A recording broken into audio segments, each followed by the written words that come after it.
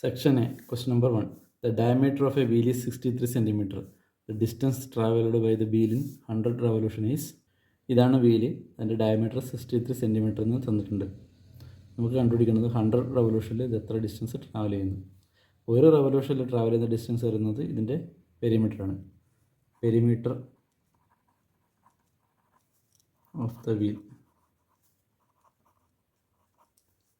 Is 2πr. Here r is equal to d by 2, that is 63/2 centimeter.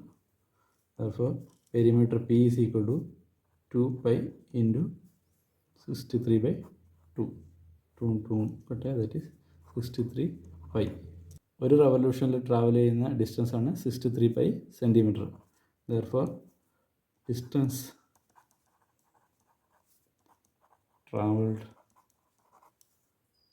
in 100 revolution equal to 100 into 63 pi. So that is equal to 197.82 meter. Approximately 198 meter. So our choice is B.